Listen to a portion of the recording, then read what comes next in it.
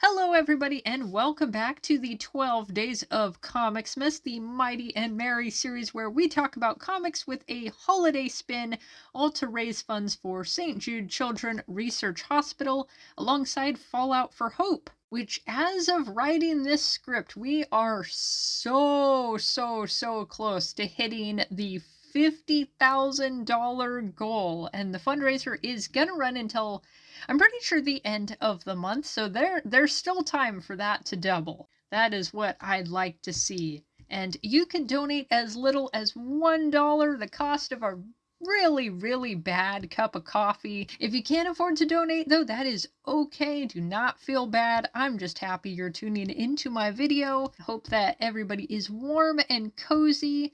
This morning we had a windstorm so bad I was afraid our greenhouse was going to end up in another zip code. We've got Christmas decorations in our yard that aren't even ours. Today we are continuing yesterday's theme by looking at Santa Claus Funnies 2. Not because I'm running out of ideas and panicking or anything. I mean, last time I did this series, I ended up padding it with all 4 issues of Slayer, the heavy metal Santa Claus. Santa Claus Funnies as a series ran from 1942 to 1961, though I did find this comic cover from 1940 with that same name, so this might have been when they went back in time to drop an issue. Maybe, though, this was like a one-off thing before they started making it into an annual series. I'm trying to do some research on it. I'm not getting really clear info. Google Images is a no-go lately for research because the robot overlords are trying to recreate vintage comics, and that muddies the waters a bit. But if any of my fellow artists have been worried about AI art making us obsolete, if you even kinda know what a beard looks like, you're probably good. But back on track, this volume was released in 1943 and is a little over 60 pages, another hefty tome, and another fun, wholesome assortment of stories, including things like Santa getting really high on shrooms. Hey kids, did you know if you eat random mushrooms, you can go on big adventures just like Santa? In his defense, I think you have to get zonked off your gourd to get to Wonderland, which is exactly where he is, as a request of Alice, who is very upset that Wonderland hasn't had a Christmas in a while. She won't even let Santa get a moment of sleep before pulling him out of bed and forcing him to eat strange hallucinogens. I like how Santa has broken the fourth wall here and refers to himself as a world-famous character. He's forced into a tea party against his will with somebody I'm pretty sure I went to college with. I still think of her sometimes whenever I walk past the sewage treatment plant. But everything really goes cattywampus when Santa, or rather Santa trying to keep Humpty Dumpty from dying, messes up the Queen's croquet game. And things are looking very bad for Santa's head, but in the end it was all a dream, brought on by Santa having a little too much of his Christmas scotch the night before. Like the last issue, this one contains activity pages.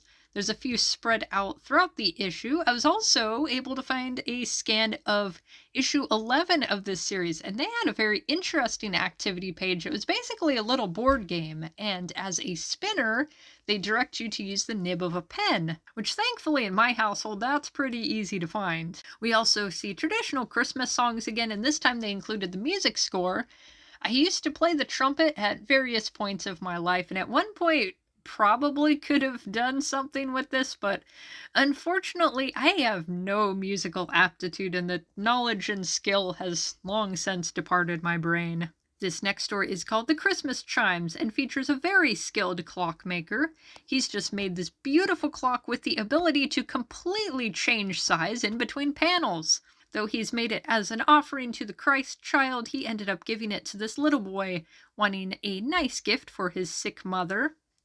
When the townsfolk assemble in the church on Christmas morning to offer gifts to the Christ child, the only thing the clockmaker has to offer is an apple. But surprise, Jesus loves apples.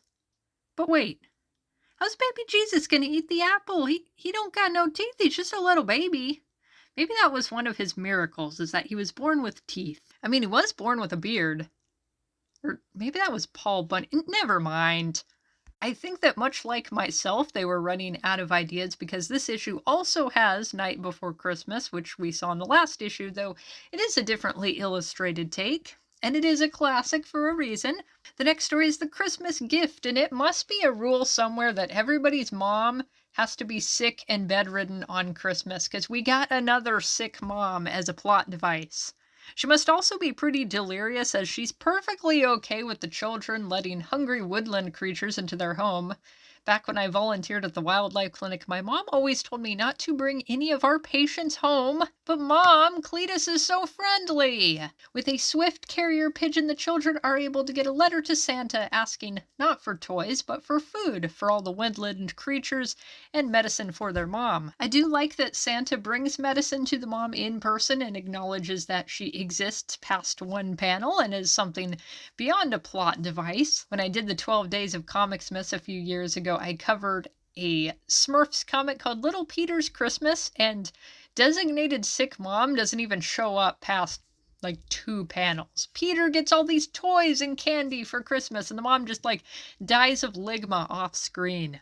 So that just about does it for this episode, and thank you all for watching. Please check out the links in the description for my Tiltify donation page, and a link where you can learn more about Fallout for Hope.